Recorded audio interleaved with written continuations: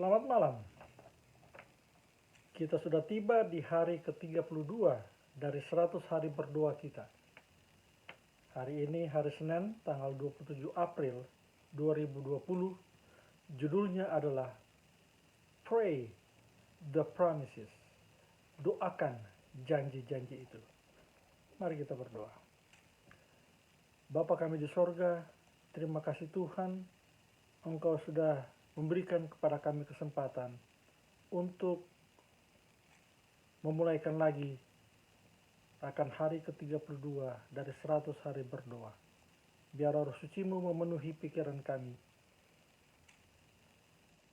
Biarlah firman Tuhan malam hari ini akan bisa menerangi kami untuk menghadapi hari esok. Terima kasih Tuhan, di dalam nama Yesus. Amin. Ayat inti yang diberikan di sini adalah diambil dari 2 Petrus 1 ayat 3 dan 4. Saya akan bacakan. Ayat 3. Karena kuasa ilahinya telah menganugerahkan kepada kita segala sesuatu yang berguna untuk hidup yang saleh oleh pengenalan kita akan Dia yang telah memanggil kita oleh kuasanya yang mulia dan ajaib. Ayat 4.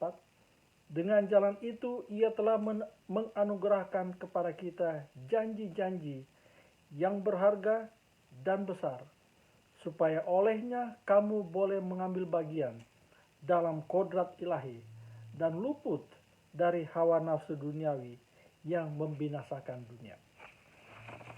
Saudara-saudaraku, berbicara mengenai janji, ada banyak janji di dalam Alkitab.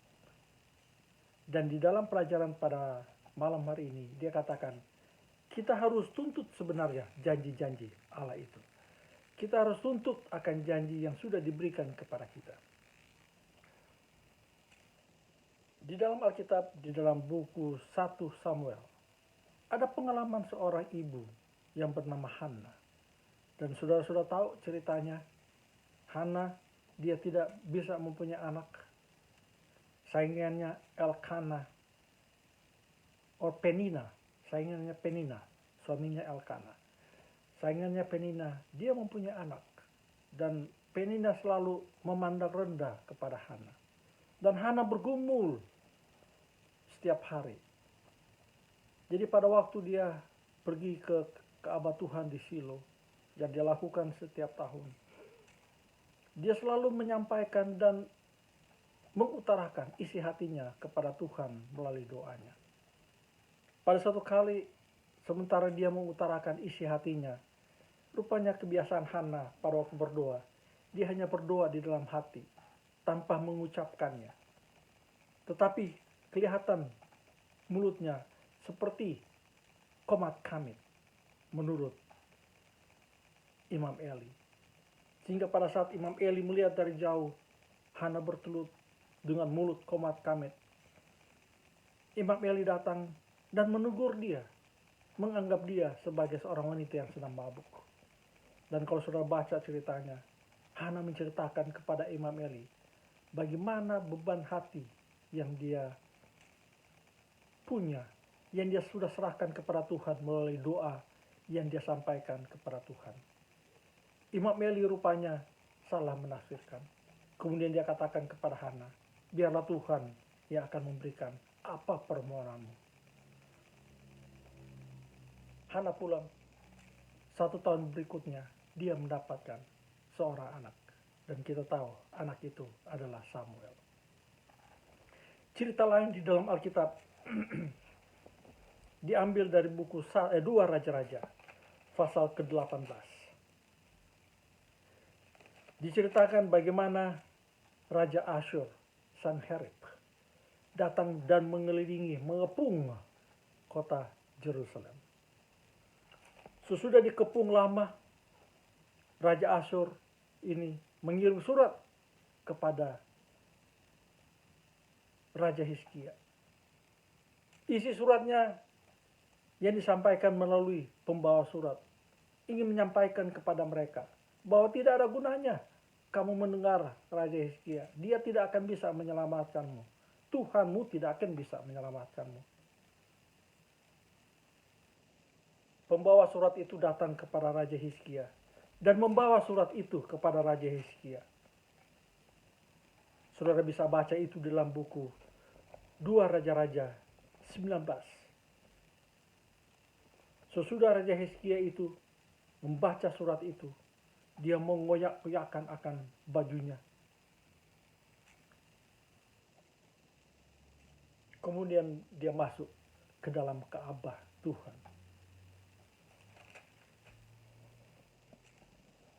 Kalau saudara baca di dalam buku 2 Raja-Raja 19, saya akan baca ayat 14 dan ayat 15. Hizkia menerima surat itu dari tangan para utusan, lalu membacanya.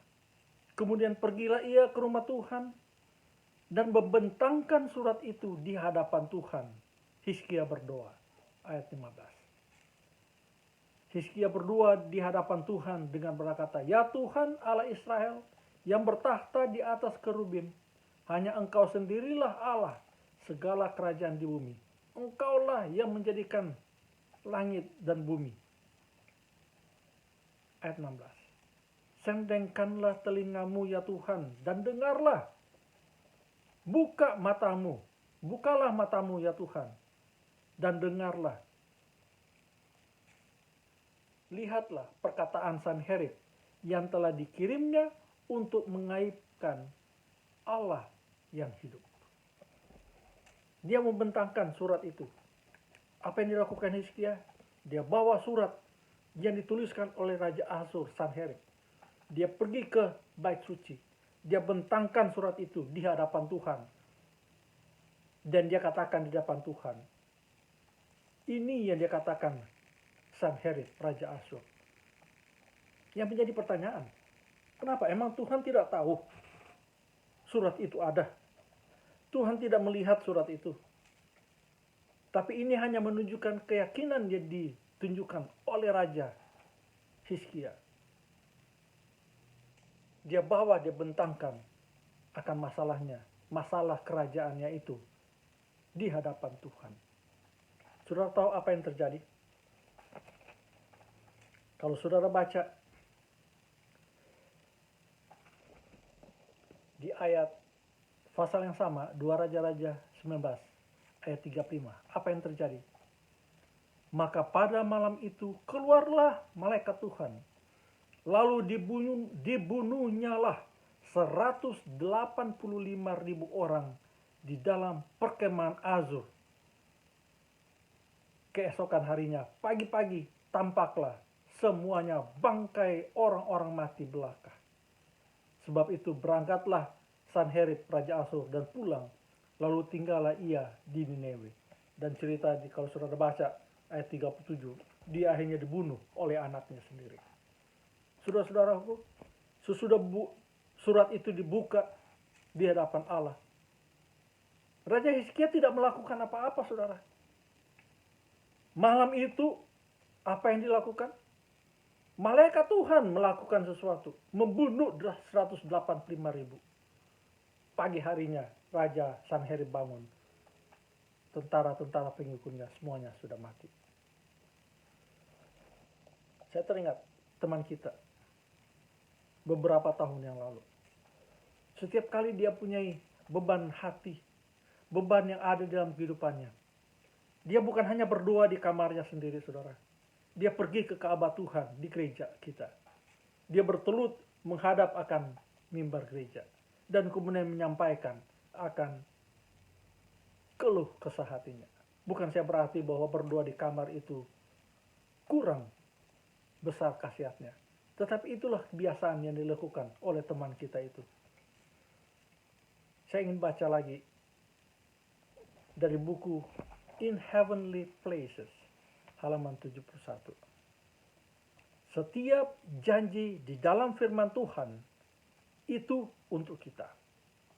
Di dalam doamu, persembahkanlah semua kata-kata atau janji Allah. Dan oleh iman, tuntutlah akan janji itu. Janji-janji Allah itu adalah pasti.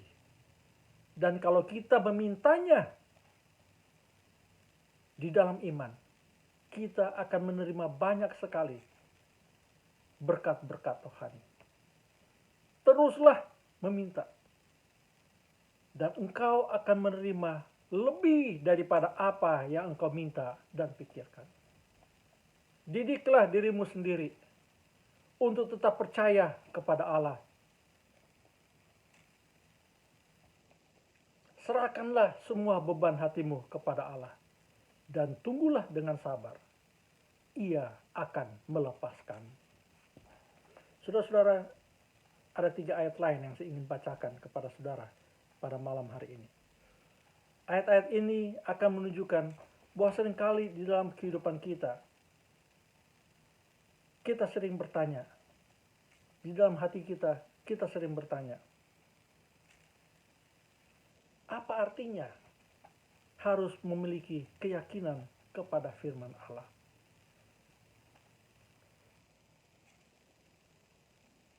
Kalau janji-janji itu, janji di dalam Alkitab itu seperti yang diceritakan atau seperti yang dikhotbahkan, adalah untuk kita.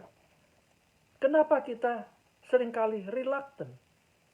Kita seringkali tidak mau untuk memintanya kepada Allah. Apakah cara yang akan bisa merubah agar kita tidak memiliki doubt atau kita tidak memiliki suatu rasa tidak percaya kepada janji-janji Allah itu? Coba kita buka Yahya atau Yohanes pasal 6 ayat 37. Di sana dikatakan demikian. Semua yang diberikan Bapa kepadaku akan datang kepadaku, dan barang siapa yang datang kepadaku, ia tidak akan kubuang. Ibrani 11 ayat 6 mengatakan, tapi tanpa iman tidak mungkin orang berkenan kepada Allah. Sebab barang siapa berpaling kepada Allah, ia harus percaya bahwa Allah ada dan Allah akan memberi upah kepada orang-orang yang sungguh-sungguh mencari Dia. Roma 10 ayat 17. Jadi iman timbul dari pendengaran, dan pendengaran oleh firman Kristus. Saudara-saudaraku, ada banyak janji di dalam Alkitab yang sudah diberikan kepada kita. Yang kepada kita hanya dikatakan tuntutlah janji itu. Marilah kita membaca banyak firman Tuhan. Dan kita akan melihat ada banyak janji-janji yang Allah berikan kepada kita. Yang seringkali waktu kita minta, seperti Raja Hizkia, sesudah dia minta, dia tidak melakukan apa-apa. Malaikat Tuhan yang berperang untuk dia. Ada banyak janji mungkin yang saudara sedang doakan. Ada banyak janji yang mungkin saudara sudah sedang tekuni di dalam doa. Yang mungkin bagi saudara dan saya, janji-janji itu, doa-doa kita itu belum dijawab oleh Tuhan. Ingatlah, Tuhan selalu mendengarkan doa kita. Dan kita harus mempunyai keyakinan di dalam kehidupan kita bahwa Ia akan selalu menjawab akan doa kita. Menghadapi akan pandemik ini, memang kita berada dalam satu situasi yang kita tidak bisa berbuat apa-apa. Kalau saudara berpikir, apa arti tidak bisa berbuat apa-apa? Inilah sekarang kita ini, saudara. Kita tidak bisa berbuat apa-apa. Mau kita ini seorang yang tidak berpendidikan, atau berpendidikan paling tinggi sekalipun, mereka juga bingung apa yang harus mereka lakukan. Mereka tidak tahu apa yang akan mereka lakukan sekarang yang bisa membantu menolong lebih daripada 50.000 orang yang sudah mati karena penyakit ini. Saudara-saudaraku, bawalah keluh kesah kita kepada Allah. Bukalah surat pengeluhan kita kepada Allah. Bukalah isi hati kita kepada Allah. Serahkan itu kepada Allah. Dan lihatlah, dikatakan di sini, di dalam in heavenly places, nantikanlah dengan sabar akan jawaban daripada permintaan kita kepada Allah. Doa pada malam hari ini dimintakan kita berdoa khusus untuk orang atau saudara-saudara kita yang sedang bergumul memerangi akan COVID-19 ini. Kita doakan akan front line, mereka yang bergerak atau bekerja di garis depan, para dokter, perawat, teknisi-teknisi dari rumah sakit. Dan juga kita berdoa katanya untuk pekerja-pekerja di grocery store. Dan juga mereka sebagai delivery services. Mereka yang membawa akan kebutuhan-kebutuhan di supermarket atau di store atau dimanapun untuk kita. Mari kita doakan mereka. Kemudian doakan juga kepada mereka elderly, kepada orang-orang tua kita yang sedang sakit di rumah ataupun di convalescent, yang sedang bergumul dalam sakit mereka. Di gereja kita ada banyak senior citizen yang perlu kita doakan. Kita tahu kita selalu mendoakan mereka. Mari kita terus tetap doakan mereka. Mari kita tetap sebut mereka di dalam doa kita setiap hari, setiap saat, setiap malam. Apalagi pada saat berdoa pada malam hari ini. Kemudian yang terakhir dikatakan, berdoalah untuk mereka, termasuk saya dan saudara mungkin, yang sedang bergumul di dalam anxiety, kecemasan, ketakutan, khususnya mereka yang hidup sendiri. Marilah kita berdoa supaya doa-doa kita akan menunjukkan bahwa kita juga memperhatikan akan orang-orang yang sendiri, orang-orang tua kita yang mungkin sedang bergumul di dalam kesehatan mereka. Saudara boleh cari 2-3 orang untuk berdoa atau satu keluarga berdoa. Dan biarlah kita gunakan doa malam hari ini untuk menyerahkan akan beban hidup kita kepada Allah. Mari kita berdoa. Bapa kami di surga, terima kasih Tuhan untuk firman yang Engkau berikan pada kami. Terima kasih Engkau sudah mengajarkan kepada kami untuk membuka akan isi hati kami. Membuka akan beban hidup kami di hadapan hadirat Tuhan. Agar Engkau bisa mendengarkan akan permohonan kami. Ya Tuhan, kami manusia lemah. Kami tidak bisa berbuat apa-apa. Menghadapi akan pandemi COVID-19 ini, kami sadari. Apapun tingkat pendidikan kami, tidak bisa kami melakukan apa-apa menghadapi akan COVID-19 ini. Hanya satu pengharapan kami, bersandar bergantung kepada Tuhan. Ya Tuhan, tolong kuatkan iman kami. Kami berdoa khusus untuk saudara-saudara kami, teman-teman kami, yang bekerja di frontline sebagai dokter, perawat, tenaga medis. Mereka yang bekerja di grocery store, mereka yang bekerja sebagai delivery services. Ya Tuhan, tolong berkati mereka, lindungi mereka ya Tuhan. Kawali mereka dengan pengawalan Tuhan, hindari mereka daripada penyakit ini. Orang-orang tua kami, senior citizen kami ya Tuhan, Tuhan berikan kekuatan, kesehatan kepada mereka. Kuatkan iman mereka. Dan juga berkati mereka yang merawat akan senior citizen ini. Agar mereka bisa mendapatkan kesabaran, kekuatan, dan pengharapan dari surga.